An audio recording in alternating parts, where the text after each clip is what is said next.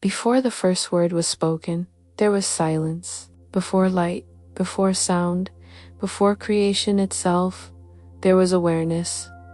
Silence has always been here. It is the ground of existence, the canvas on which God paints every sound, every thought, every life. But let me ask you something. When was the last time you sat in complete silence? No music, no voices, no screens. Just you and the quiet. Can you even remember? Most of us can't. Because in our modern world, silence has become almost extinct. We fill every moment with noise, with notifications, conversations, endless input. We reach for our phones within seconds of waking up. We run from the quiet because we fear what it might reveal. But the mystics knew something we have forgotten. Silence is not absence.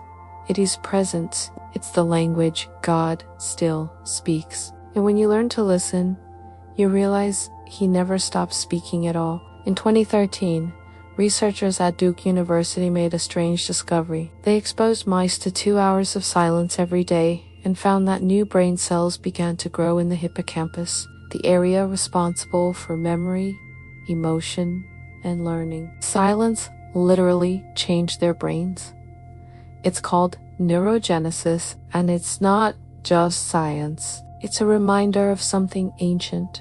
When you enter silence, your nervous system rebalances.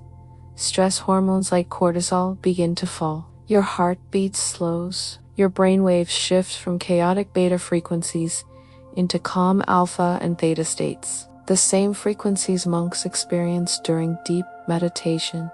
Your body starts to remember stillness. Your mind begins to dissolve into awareness. And that's where the real voice begins to emerge. The voice beneath all voices. Close your eyes for a moment. Listen past the sounds around you. There's a hum beneath everything, not in your ears, but behind them. That's not tinnitus. That's the sound of your nervous system tuning into something older than thought. If silence is so healing, why do we resist it so much? Because silence is a mirror. It reflects everything we've been avoiding. Imagine this. You're sitting alone in a quiet room. No distractions. No tasks. Just you. Within 30 seconds, your hand reaches for your phone. Why? Not because you need information, but because silence makes you uncomfortable with yourself. When there is no sound, no distraction, you begin to hear the noise inside, the mind's constant chatter, the insecurities you've buried, the unresolved pain you've been running from, the stories you tell yourself to feel safe.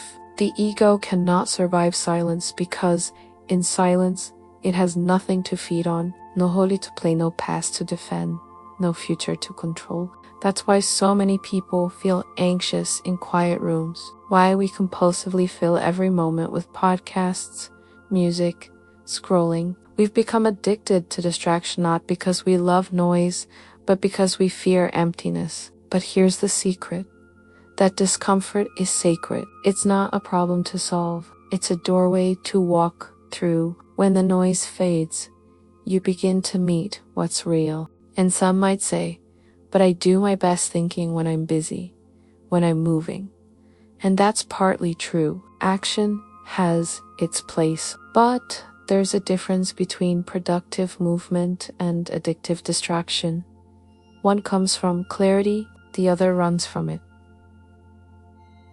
Silence doesn't make you weak. It makes you honest. Every ancient tradition pointed to the same secret. The prophets of the desert, the monks of the Himalayas, the shamans of the forest, they all went into silence to find God. In Christianity, the mystics spoke of the cloud of unknowing, a divine darkness where words dissolve and only love remains. St. John of the Cross called it the dark night of the soul, not suffering, but the stripping away of every false layer until nothing is left but naked presence. In Zen monasteries, monks sit facing blank walls for hours, not to escape life, but to strip away everything false until only presence remains. They call this mushin, the mind that thinks without thinking, sees without judging, exists without resisting. In Sufism, the poet Rumi wrote, Silence is the language of God. All else is poor translation. And in Hindu philosophy, the sacred syllable Om is not just a sound. It begins and ends in silence, symbolizing that all creation rises from and returns to stillness. Even modern physics whispers the same truth. Atoms are 99.9999% empty space. The solid world you touch is mostly void. At the core of matter itself, there is silence. The universe is a vast vibration emerging from stillness on. So are you. You don't have to climb a mountain or sit in a monastery to find silence. It's already here, beneath the noise of your mind. Start small. Each day, give yourself 5 minutes. No music, no phone. Just you and the quiet. At first you'll hear your thoughts louder than ever. The mind will fight. It will invent urgent tasks. It will demand distraction. That's normal. Let the noise pass like waves on the surface of an ocean. Don't fight them. Don't follow them. Just notice them. Beneath the waves, the depths are always still. Slowly, you'll begin to notice something subtle. A vibration, a hum, a presence. It's not empty. It's intelligent. It's aware. It's love without form. That is the silence that listens back. In that field, prayer becomes listening. Meditation becomes communion. And the idea of separation disappears. You are not speaking to God. You are resting in God.